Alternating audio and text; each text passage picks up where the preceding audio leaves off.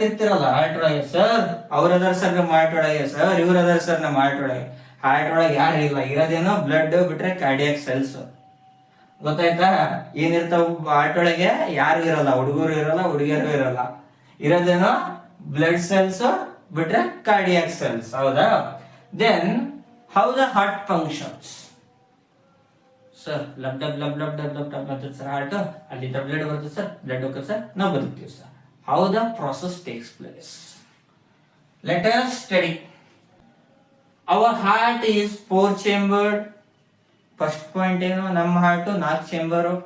ಹೆಂಗ್ ನಿಮ್ಮ ಮನೆ 4 ರೂಮ್ ಇರ್ತಾವಲ್ಲ ಆ ತರ. Heart is 4 chambered, 2 auricles and 2 ventricles. ನೀವು ಅಟ್ರಿಯಂ ಅಂತೀರಿ ಅಂಡ್ ವೆಂಟ್ರಿಕಲ್ ಅಂತೀರಿ. ಹೌದಾ? 4 chambered heart. ಎಸ್ ಸರ್, ನಮ್ಮಲ್ಲಿ 4 chambered heart ಐತಿ. ಮುಂದೆ ಸರ್, ಮುಂದೆ